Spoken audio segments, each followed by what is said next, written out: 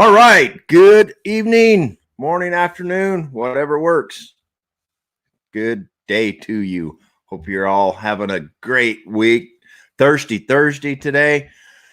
Got a special guest coming on with us tonight. It's going to be an exciting show. We're going to talk about a few things, and I'm going to make a correction to the update that I made last night.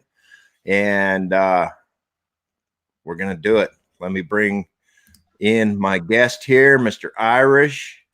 Welcome, Irish Joe. So, happy Thirsty Thursday. Thirsty Thursday. Cheers, my brother. Cheers. Before we get started, and Painted Desert Man, welcome. Thank you for joining us. Good evening. Good evening from Nevada and Southern Utah. Yep. I want to read this update to you. Now, last night when I was giving my updates, I made mention that the car turned left. Now, what I'm talking about is Donovin, the 17-year-old that was ran over by a car making a left-hand turn in front of him. And so last night I made an update, and when I was doing my talking, I didn't pay attention to what I said, and I misspoke. I said that the car turned left in front of him, and he hit the car. That isn't the case. The car turned left into him and ran over the top of him. It not only hit him and knocked him down, it ran over the top of him. Ran over the bike and him. Ran over it all. And that is why he has 2 broken arms, 2 broken legs in several places on all 4 limbs. The massive head trauma. He was wearing a helmet, but he got ran over by a car, clear over.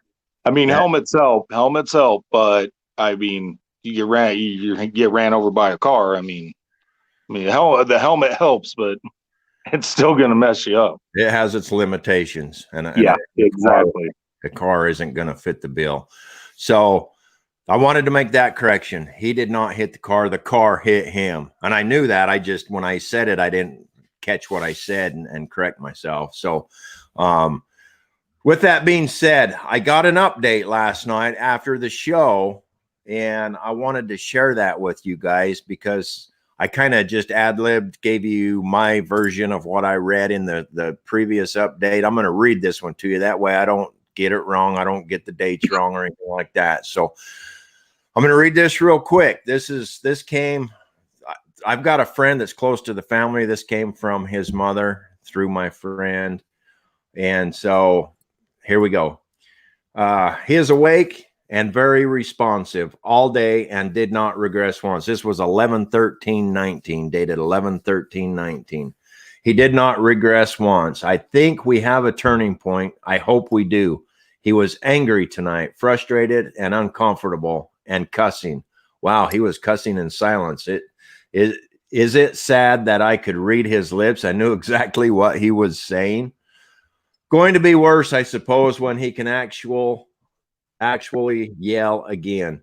I know the violence is part of the head trauma. I know it is normal as he comes out of coma more and more. By the way, he is a 10 to 12 in the Glasgow coma scale. So there's a scale called the Glasgow coma scale. If you're curious what a 10 to 12 is, in a previous message, she said you can Google it and it'll explain it. So that's that. He's a 10 to 12. We have come so far in 2 days. After this last surgery, it's like they turned on a switch. I am so happy, but also still apprehensive because I know the amount of work he is going to have to put in. This is when the healing really begins. They have a new time frame after today. Next week, midweek, he will be out of ICU, down in the general care ward for approximately 6 weeks till we can be weight-bearing on the legs. He will go to inpatient rehabilitation for 2 to 5 months. I am okay with this. Another step is the challenge for our family. Another step in this challenge for our family.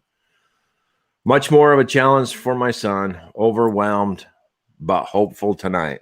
That was the last update that come through. I just wanted to share because I know there's people that's following this thread that has made comments and whatnot. So there is right from his mother's mouth yesterday. This was yesterday, last night in the evening. That's the update. I posted a link to this Facebook post of mine in the comment or in the body of this post. So it's on YouTube being aired live. It's on Facebook being aired live. And in the body of both of those, the link to the thing is if you want to click it, follow it, and get the updates, feel free. It's a public post. And it'll take you to my page. Anybody that wants to join can join the page too. It's up, it's up to you. That's that. That's the update. Now, it's a positive. That's a good thing. He's making progress. So making progress. He is making progress, and I'm glad to see that. I've kind of taken personal interest in this case or this incident, and I want you saw it and follow through. I drove past it. Yeah, I was gonna say you drove by it. Yeah, I didn't see it happen. I drove by and saw the motorcycle laying down. I'll show you what I saw. I saw exactly this as I drove by.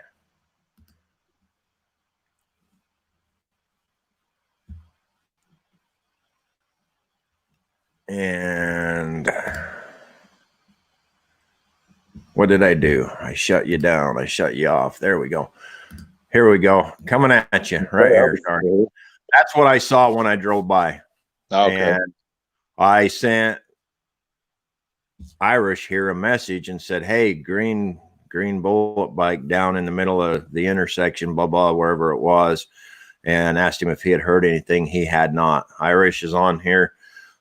He is very connected to the bike community locally here in the southern Utah, southern Nevada areas. So wasn't too long. Well, I guess it was about a day before we heard any news, maybe two. It was a few days. I put words out on all the pages that I follow and people that I know in the community that ride, and I wasn't getting any hits back. And it was the same day that you heard from your friend that another friend of mine, who's part of the Rough Riders, he was actually, I don't know, he wasn't in town. He was out of town at the moment, but he went to high school and college with the kid's father. And so he called me and talked to me about it to see what I had heard and all that stuff, and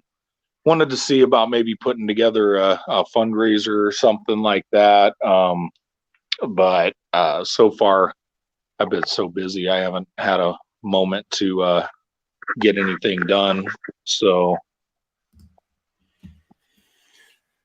yes, indeed. So last night after the broadcast, once again, before I move on, we wish Donovan all the best in the world. Our thoughts are with him. Prayers, if you guys are praying type, send prayers for him. He's got a long way to go, a very long way to go. His life will forever be it'll forever be changed. So last night when I got done with the broadcast, I opened up Facebook, and lo and behold, right off the bat, the first thing that pops up is another news article on 700 South. 700 South, another news article. Another 17-year-old kid. Was he 17? He was 17. 17-year-old kid, another 17-year-old. That's three in the last 3 weeks. And each one of them, well, the one was a 24-year-old man that died, but his passenger was 17 that was injured. Right. So that's 3 in 3 weeks of 17-year-olds. Yep. Any's too many. And that's why Oh yeah. I keep wanting to talk about it. We got to bring awareness. We got to bring awareness. If somebody doesn't, who is? Somebody's got to. So here we are. This one that I found last night, same thing. 17-year-old rider, car turned left in front of him, causing a Hit crash. the car, basically T-boned and flew off the bike and was laying in the road. Like flew over the car and everything, laying in the road. That's what I got from the article when I read it and watched the video on it. Yeah, it was a red Jeep. It's happening way too frequent, and it's getting out of control. That's these that we're talking about, these 3 inches that we're talking about, it's been in the past week. Mm-hmm. Past week. Crazy. No, 3 weeks. One Thursday, then the next Thursday, and then Wednesday. So yeah, 3 one weeks. each week for 3 weeks in a row. What that amounts to. Yeah. Any's too many. Any I hate is, to yeah. see people getting hurt, period. So riding myself, and even before I even bought my first motorcycle, anytime I'd see a motorcycle wreck, because I was raised around it, so I have always loved bikes, always had a passion for bikes, and so even growing up, seeing a motorcycle wreck just makes me cringe every time. it does me as well, and I think it's because it hits us right in the feelers, right at home. Yeah. And just, oh man, I don't know. It just seems so weird to me how many we're having all of a sudden. I don't know if I'm just paying better attention to the headlines now or what, but my God, no, it's just happening more frequently. the numbers are getting crazy. And I think we can probably, I think we can put some of the blame on where we've gone as a society with technology, our handheld computer devices in our hands, hence smartphones. You don't even need a laptop or anything anymore. You can do everything with your phone. You can do with it. Facebook, social media, these things, text messaging, have taken people's attention and redirected it from the road where it needs to be to their phone. I drive a semi all day. Irish and I both, we drive a semi all day. So we're up higher. Every car I see pass so by, many people go by with their phones in their hands, looking at their phone, not the damn road. Damn near every, I'm going to go step out on a limb here and feel pretty confident about what I'm about to say, but pretty much every car, not maybe exactly every I'd say one, average about every other. but so many cars. But still, that's 50%. They have their device in their hand while they're driving down the road. Some of them have them up here looking at them. Some of them have them down here looking at them. And they're driving down. And I'm looking over there, and I'll grab them a horn and I'll give them a honk and scare the shit out of them because I've done that a few times. Pay attention to what you're doing. Yeah. You know? So many times right now we're kind of focused on these left-hand turns in front of motorcycles because it's so common and it's getting worse and worse. But so many times, along with that, they're getting rear-ended. People are rear-ending people. Damn near every day I can drive down the road and there'll be a crash and it'll be a smashed hood and a bent back bumper. Somebody rear-ended somebody. It's funny because when it comes to southern Utah and even there in Mesquite, Nevada, this time of year, the accident rates go up in southern Utah and even Mesquite because it's nicer down here in the winter. So all the snowbirds, all the older snowbirds come down and our accident rates go way up in the wintertime, more so than in the summertime. For sure. That's a fact. Our population in this whole area, both states, fluctuates twofold. Oh yeah. Winter versus summer. Summer it's Saddam hot. Nobody wants to be here. They all go home to the mountains. Winter, it's beautiful down here, and they all show back up. And there is a lot of traffic. There's a lot more traffic on the roads today. Lot more motorcycles on the road today. The thing I'm noticing today is the amount of motorcycles. I've kind of taken it upon myself to really pay attention during the day at how many.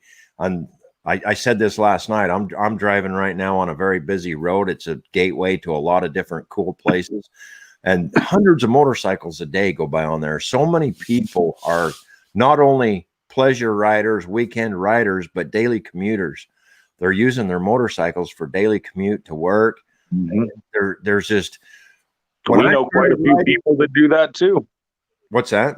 I said, we know quite a few people that use their motorcycles as their everyday commuter. We do. Yep. And ride religiously. Lost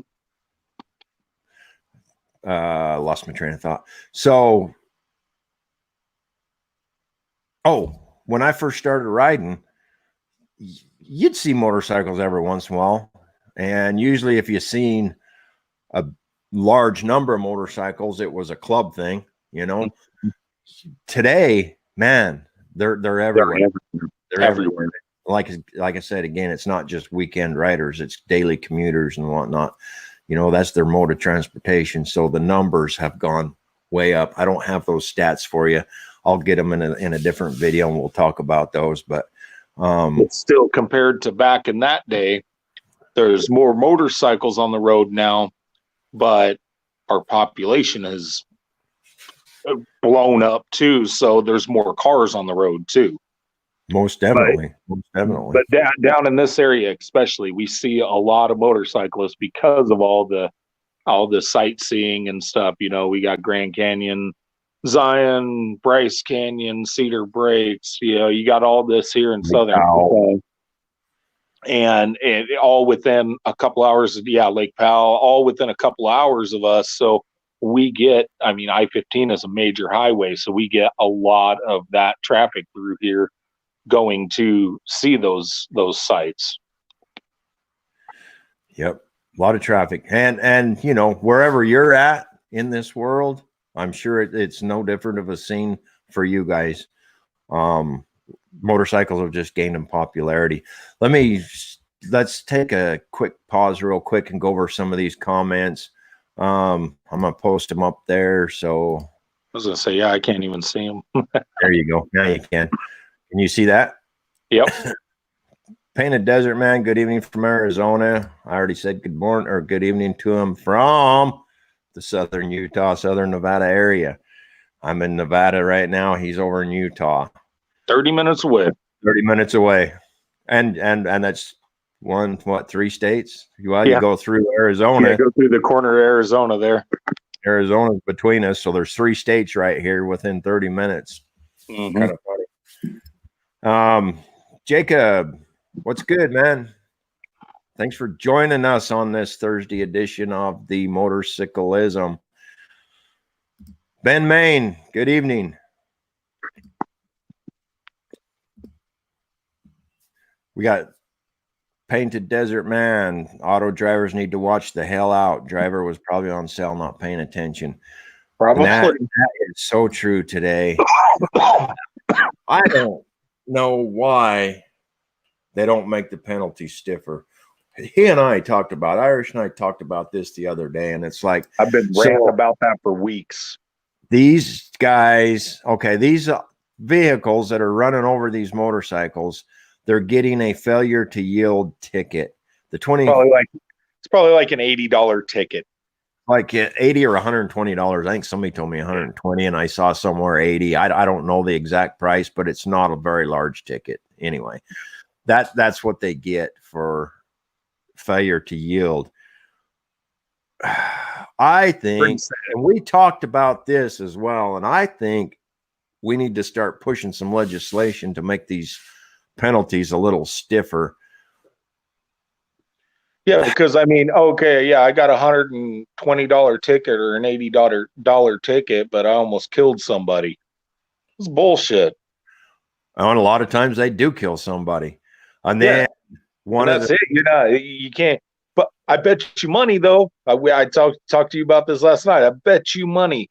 Somebody made a left-hand turn and pulled out in front of a cop on a motorcycle. I bet you money they wouldn't get no failure to yield on a left turn. They'd be getting like vehicular assault, attempted vehicular homicide, something if they killed the cop. Guarantee you, they would get dinged with something more serious than a little $80 or $100 ticket, $120 ticket if they hit a cop versus a regular person on a motorcycle. that is possible. I don't have those stats for you, but you're probably onto a pretty good track or path on that. I think the key, here's what I think. I think it's time to start pushing for legislation, doing some lobbying and trying to get stiffer penalties for these people that are distracted driving. Mm-hmm. Yeah. If you are deemed to be on your phone or doing something else other than driving that car, you need to be held responsible. There's nothing more important in the world when you're behind the wheel of that car than driving that car. If something overrides a sick child, a phone, something you've got to address, there's a shoulder. Get off on the shoulder, stop your car, put your flashers on, make sure you're out of the traffic in a safe distance, deal with your issues, deal with your problems, take care of business, get back on the road. Good. Attention to the road. Chris, let me shout out real quick. Chris Meyer, thank you for joining us. You're still on here, brother. Appreciate you coming on. Could you imagine if that happened? The whole highway would be cars just parked along the side of it. Well, nobody'd be driving anywhere. Either that or we would decide things aren't so doggone important. Yeah. Oh yeah, that can wait. We don't need to deal with it right now. The only reason people deal with it right now is because it's right there and they can. Mm-hmm. If Nevada, where you live, when I learned how to drive and I was driving around and chasing we girls, didn't have cell phones back then. Teenager and shit. We didn't have cell phones. Fuck no, I had pagers. I didn't have a pager. I had an 8-track tape deck in my truck. My busiest thing I was doing is trying to get the 8-track to quit double track and putting pennies in between it and shit. You young people would never understand what we went through back in those days. I'm a little bit younger, but I remember that. Anyway, I do remember that. We didn't have those distractions and we didn't have the issues we're having today. Yeah. We didn't have near the incident rate. Our distractions were looking at hot chicks walking down the street. Yeah. But no, in the state where you live, Nevada, they have signs everywhere in Nevada that Nevada passed it there that if you are seen with a handheld device in your vehicle, like if you're holding your phone, talking on it, whatever, you will get pulled over. And I think what I heard is that it's like a $500 fine. I think I heard that too. And that's good. It should be. The thing that I think where we're dropping the ball is in these crashes. Mm-hmm. Forensics today, technology today, there ought to be no difficulty in determining if that individual was on their phone when they crashed. Mm-hmm. Yeah. It ought to be. And even if they weren't, I mean, then that means to pull out in front of a motorcycle or to run a motorcycle and the rider completely the fuck over, you just had to not be fucking paying attention at all. Right. And I think if there was, that's what I said to you last night about, I think that there needs to be a bill. And I think that harsher punishments for hitting motorcycles. you're in a big ass fucking car, and 3,000 plus pounds. yeah, and you're hitting somebody on a motorcycle, you're going to do some damage. And if it's, I mean, there are motorcycles at fault. There are some freaking idiots out there. So it would be situational, but if it is deemed that it is the vehicle's fault, then they ought to be hit with a vehicular assault or something like that. If they started doing that kind of a thing and it got out in the media and the news, and around towns that kind of thing is happening, maybe people would be like, oh shit, I don't want a felony. I don't want a record. I want to keep my guns or whatever. Start opening their eyes and seeing motorcycles better, I mean, that's my opinion on it. Well, I agree with you. And that's where it's got to be, is in the penalty phase, because the laws are there. The laws are there, but they're not being followed.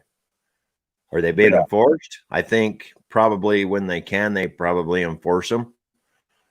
They need to be enforced first and foremost. Secondly, the penalty phase needs to be stiff. You start paying, you're going to start paying attention. Again, it might make you decide what's more important, driving this car or taking this text message and spending $1,500 in a fine, or spending my life in jail for vehicular homicide, murder, whatever, however, it's the penalties need to be stiff enough to make it a deterrent.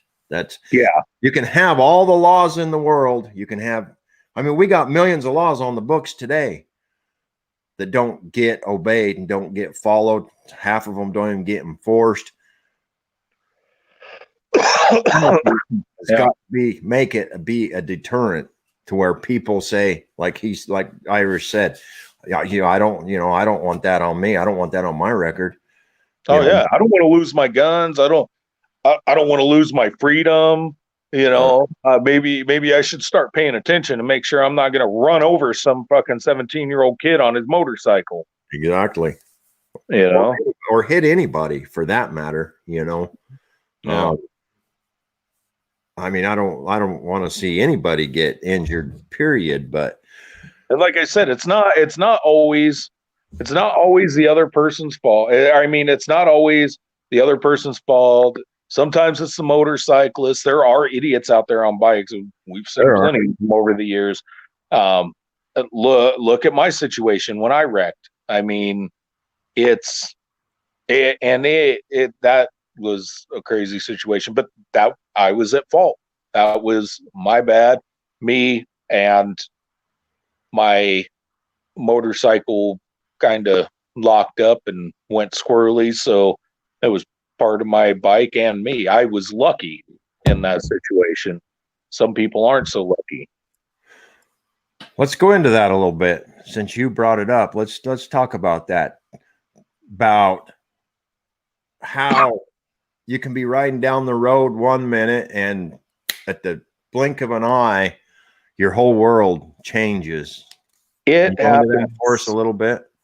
So I've done the motorcycle safety courses and stuff like that. And I said, I've been around bikes a lot, and there is nothing that can prepare you for that. It happens so fast. They're like, my decision to jump off the bike, I don't even know where the hell that came from. I don't know. There's still bits and pieces that are missing from it, but mine was just like the situation last Thursday over in Hurricane, where the guy was going through a curve and lost control of his bike and hit a pickup truck. Mine was basically the same situation. We were going through a curve. Everybody started hitting their brakes because some guy lost a bag in the road. I locked my brakes up, which I probably shouldn't have locked them up, but I locked them up, which put me into a wobble and a skid. I rear-ended one of my buddies and his wife on their bike, and they had some medical issues after, stemming from that, which my insurance luckily took care of, thank God, and that they were okay. And then my bike went into oncoming traffic and hit a pickup truck and trailer. Luckily, I bailed off of my bike right before it hit. I don't know how it happened so fast that I still don't remember a lot of it. And it crashing sucks. But there is, I mean, I don't know if it was just mentally the training kicked in from the safety courses or what. I don't know, but it happens so fast, and it's like the snap of the fingers. Evening, brother Blaine. What up, Spud? Spud is on. He's in the house. Brother Spud. In California. In Cali. Yep. Yeah. So, I mean, yeah, it sucks. And again, that was a malfunction on my bike. It was my fault. Nobody else was to blame. Distracted driving wasn't to blame. Speeding wasn't to blame. So it was my fault. The initial cause of all this mess, though, was somebody driving with an unsecured load and lost their load. And which he was ticketed for. What's that? Which he was ticketed for. And then I got a ticket for following too closely, which I wasn't. I was in staggered position like we ride. And I tried to go to court and fight it, but basically they're like, well, you were the back bike and you were the only one that couldn't stop. So, yeah. So my insurance had to pay for everything. The guy's damaged trailer, my bike. Good thing to know. Found out after that wreck that when you have full coverage on your motorcycle in the state of Utah, one of the only states that does not insure the rider, you have to buy a separate policy for the rider to be insured. Your passenger's insured. If you hit somebody and they're injured, they're insured. But myself as the rider was not insured. So all my medical bills and all that stuff had to go through my work insurance. Luckily they picked up. So, but why am I all crooked on here? That's something you guys in Utah, check your policies, make sure. And I heard this on another motorcycle channel that I follow just recently, and they was talking about insurance, and they had an attorney on there actually talking about it. Might have been a talk radio, I don't remember. But anyway, one of the things he said was you've got to go over your policy and you've got to make sure you're covered. You've got to make sure if you have the state minimums, you're not going to have enough to cover anybody, regardless of yourself. What happens then if you are the cause of the accident and somebody gets injured and their medical bills, hundreds of thousands of dollars, they can sue you. You'll be paying for that forever. You need to make sure your coverage. So when it's an important thing, and after what Irish just said about not being covered as a rider, check your policies, guys. Which I did not know that. Make sure, which he didn't know. I don't know. I've got to go look at mine. I have no idea. I've got to go look at mine now that you brought that up. I didn't have any idea. Make sure that you're not underinsured for your own safety, for your own well-being, for your own peace of mind. It's important. That insurance is important. And there's some people out there that can't afford health insurance, or it's not offered at work and all that. So if they get in a wreck, it ain't stop laying down. You're laying down in the middle of the street, for hell's sakes. I was kicking back on the couch, damn it. But no, I mean, if you don't have health insurance through your work, or you can't afford a separate policy, I'm glad that I had medical insurance at work, because that was able to pick up the bill. Otherwise, I would have been majorly screwed. Yeah. So that's just something to keep in mind. Like I said, I listened to it. I think it was on talk radio the other day that I heard it, actually, now that I think about it. But they was interviewing an insurance. Actually, I was interviewing an attorney, a personal injury attorney. And he was the one saying that you need to make sure, he said, so many cases come through that everybody's underinsured and there's a big mess. and it all goes into litigation. So think about it, guys, girls, check your shit. Whether you drive motorcycle, truck, semi, car, whatever, make sure you're covered. Make sure you're covered for sure. Oh, and what Irish was saying a minute ago about, it's not always the other driver's fault. And I think in that one 24-year-old one that we were talking about where the guy, it was the same situation as mine. Not the exact same situation, but the same thing, going through a curve, lost control of his bike and hit the truck. Yeah. Which would be, it's not the truck's fault. So yeah, that one was the rider's fault, and it sucks that it's a sad thing that he lost his life over it. It is very sad. A lot of young ones. I said this a few minutes ago about the amount of motorcycles on the road. Well, not only the amount of motorcycles, but the amount of young riders nowadays. Like I said, everybody's turning to motorcycles. They're economic. They're easy to get around. Down here where we live, there's so much traffic, and it makes it so much easier to get around, to park. Sometimes you can't find a stinking parking spot, and on a bike, you can pretty much always find a spot to park the damn thing. They're just gaining in popularity. So we're out there in numbers. We're out there in big numbers, and it's getting more and more all the time. And, I think A-Bait and different programs like that try to bring up the awareness level and stuff. But I think the more we talk about it and the more different shows are on and whatnot, more we can get it out there, and especially on social media, since everybody's always got their phones buried in their damn faces. Yep. Bring awareness to it. I saw a meme one day, and it said something about teach your kids to count motorcycles instead of Volkswagens or something, so they'll see bikes when they get old enough to drive. They'll be looking for them. It makes a lot of sense. It really does. Because you don't miss a bug that goes by. Slug bug, it makes sense. Pretty good game. Well, that would hurt if a club went riding by. If what? I said that would hurt if a club went riding by. Just socking the hell out of them. There's a lot of slugs there, yeah. Yeah, for sure. So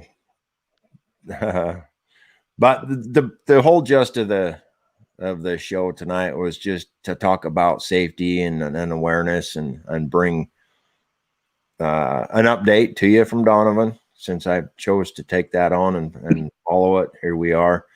And Blaine, I don't know if you were on when it came on. I know we talked about it earlier. In this video, or is the post, you can go down, you can read those. I've included it in the body of this post, so you can click the main article and read the comments and get the updates. I think we pretty much covered. You got anything you want to add, Rodney? No, just open your fucking eyes, people. Pay attention, please. Pay attention. Yeah, because see, that's what I have waiting at home for me. Yeah. It's my 15-year-old daughter. Yeah. We all have kids. We all have loved ones that are expecting us to come home. Yep. And we darn sure want to go home. We ride a motorcycle because we enjoy it. We ride it because we love it. We ride it because that's who we are. There's many different reasons why we ride. You little shit. A little shit just sprayed me with her perfume. I had 4 boys, so I missed out on the whole daughter thing. No perfumes or anything in my house back in the day. Just dead rabbits. Smell like roses dipped in shit over here. I want to thank everybody that joined us. I hope you find some value in this show. Share it. Share this. Get it out there. Subscribe to the pages. Hit that bell. Hit that bell and get the updates. Help us grow. Help us get our message out there. What the hell? It won't let me view the new comments. Yeah. Yeah. Oh, did I move them? Can you see them now? No, last one I could see is Blaine's. It says there's four new comments. Oh, hell, I don't know. But yeah, subscribe, share. Let's get this shit out there. Visit our sponsor, myhelmettalk.com. That's where myhelmettalk.com or My Helmet Talk Production. That's It's a my good dude blog. right there. What's that? So that's a good dude right there. Yeah. That's a fact. So stop in there and say hey as well, if you would. If you're looking for some reading material, there's a lot of it in there. Go to the blog spot and pick your poison. Thanks for joining me, Mr. Irish. Thank you for joining and helping out with tonight's show. Cheers. Cheers. Happy Thirsty Thursday, everyone. Happy Thursday to you. Be safe out there. Ride hard. Sleep fast. Make those memories. That's what it's all about. Get out there and make those memories. Ride those motorcycles if you got them. If you're somewhere where you can't ride because you're knee deep in snow, my heart goes out to you. I feel for you. I do. I've been there. Put some skis on those tires. Lived many, many, many years of my life in that stuff, and that's why so did I. Do no more snow. Just say no to snow. Yeah, that's my moniker. Amen to that. Again, thanks for joining us, and have a good rest of the week. If you are out riding, be safe. Be safe. Watch for everybody else. Don't let them get you. People in our area, this is going to be our last weekend of 70s. We're going to be dropping down next week. It's going to be getting colder, so be safe out there because I know there'll probably be a lot of people out getting the last rides in. For sure. That is a fact. Watch for us out there. And enjoy the rest of your week. Hopefully tomorrow's Friday for you and you get a weekend. Amen. Peace. Peace.